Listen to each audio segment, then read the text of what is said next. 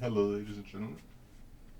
So now what I want to show you is I want us to do this system of linear equations. And again, we're going to use the Gauss elimination to solve it. Okay? Okay? And so let's begin. Okay? So we first want to look at it a little bit to figure out what we want to do. Okay? It seems like it'll be easier if I multiply the first equation by -4 and the second equation by 3. Okay? Because that will enable us to get the same numbers, to get the same coefficients but opposites, to get the coefficients that are opposites of one another on the y. Sorry about that. I was getting tongue tied there a little bit. Right? Let me state what I just. Let me just write what I wrote, what I said, and then we'll see, and then I'll restate it more clearly. Okay.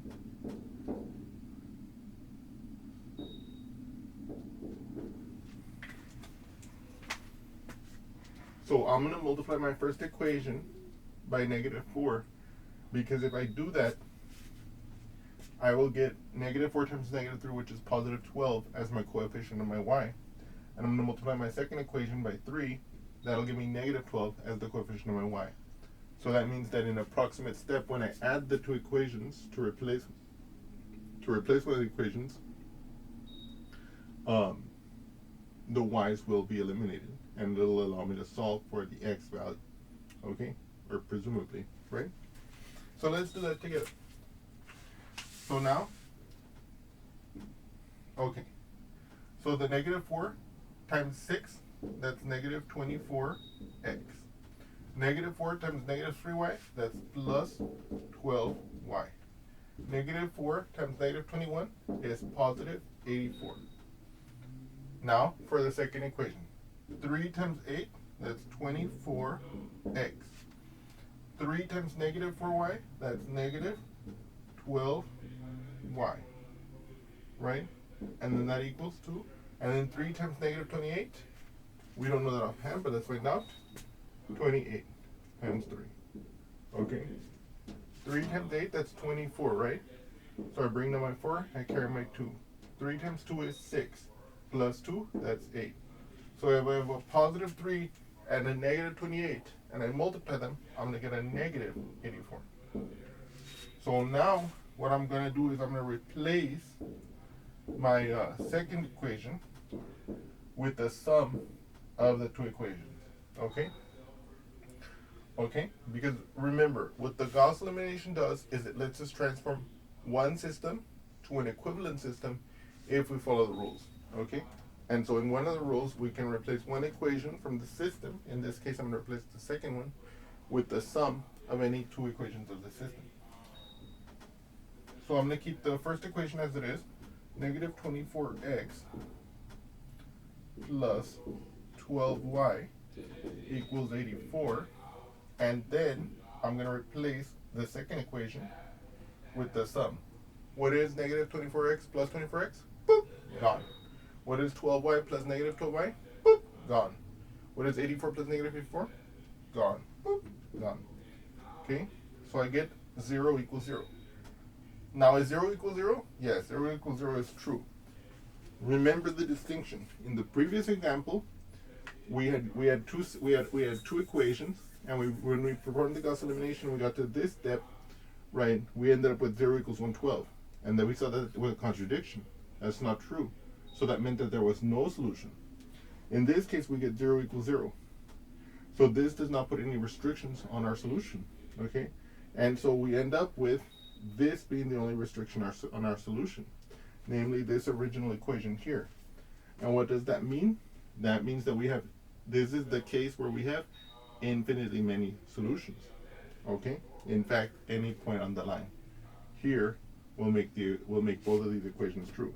This one being true trivially, 0 is always equal to 0, and this one being true because if I take any point on the line, it's a point on the line because it's true. Okay? So now, as you might imagine, we're going to investigate why that is the case. Okay? And because we're in a two-dimensional setting, you can already see what I'm about to do, and that is I'm gonna try to figure out what the slope-intercept form of these are so that we can plot them as we did in the previous example to see what was happening.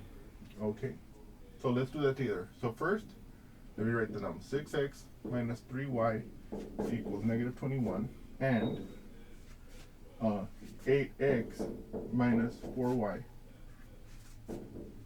equals negative 28. Oops. Okay. Look at this one here. I'm going to add the 3y to the other side, and I'm going to add the 21 to the other side. Okay? Because again, we want to put it in the form of the slope-intercept form. We remember that the slope-intercept form is equal to y equals to mx plus b. And we know that if we put it in that form, it'll be very easy for us to graph it. Okay? And so that's my goal. So in order to put it in that form, I want to isolate the y. So I'm going to do that here. Plus 3y plus 3y plus 21 plus 21. This is gone. This is gone. I have 6x plus 21 on the left hand side and 3y on the right hand side. Okay. Now I'm going to divide both sides by 3 to get the y by itself. I divide it by 3. I divide it by 3. I get y equals 6 divided by 3 is 2, so I get 2x. 21 divided by 3 is 7, so I get plus 7. Okay? Now, by the way, here you could be a little bit, here you might be wanting to know, David, how are you doing this relationship? Or how are you doing this simplification? I'm exploiting the following relationship. That I have, if I have a plus b divided by c, where c is not 0, then this is the same as a over c plus b over c.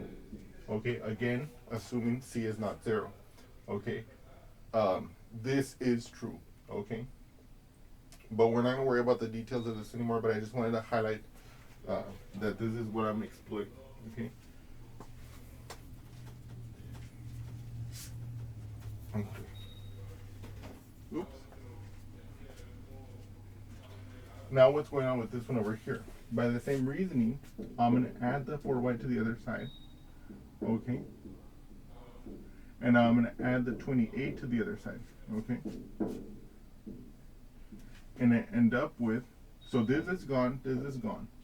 I end up with 8x plus 28 equals 4y, right? And then here, I want to get the y by itself again. So I divide by 4, I divide by 4, and I get that y is equal 8 divided by 4, that's 2x. 28 divided by 4, that's 7, so it's plus 7. Look what's happening here. Look at this. Both of the equations in our system actually reduce to be the same equation in slope-intercept form. Okay, so in other words, they both represent the same line, and we see that now it makes sense why there are infinitely many solutions. The two equations, being the same line, have all the points on the line, on that same line, in common. Okay, and in fact, moreover, if you look at our calculations here and you see what we had said earlier, we had said that because this occurred, because this fact occurred in the simplification, the 0 equals 0, we could see the only restriction on the x and y was the first equation.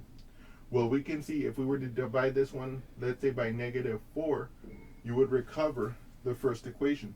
So you would see that this equation, which I said would be satisfied by any solution, any pair x, y that makes this equation true, we saw that by dividing this by -4, that would make this equation true. And we see that this equation is nothing but the line equation because we just simplified it algebraically. And so what this is saying is, to basically be completely, to be straightforward about it, is any point on this line is a solution of this equation. Okay? And just for kicks, we're going to graph this line. Okay? So that we can, again, visualize what's happening here. Okay? how would we graph this? So let me write it the way we were expecting. Y equals 2x plus 7. This is our y-intercept, okay? And this 2 is our slope. So it says that this line is going to cross the y-axis at 7, and to go from that point to another point on the graph, I'm going to go 2 up and 1 to the right from that point on the graph. Okay? So 1, 2, 3, 5, 6, 7, 8, 9, 10. So let's say 1, 2.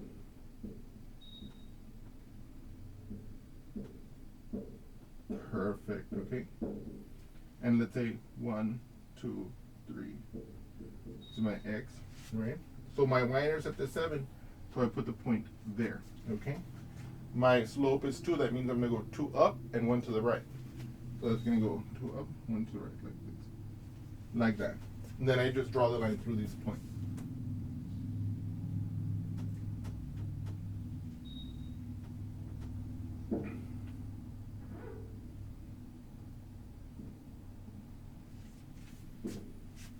It'll look like this, okay? And since both of the equations in the system simplify to this, we see that there is only one line in the drawing. So in the previous problem, when we had no solutions, we had two parallel lines like this, two lines that didn't cross at all.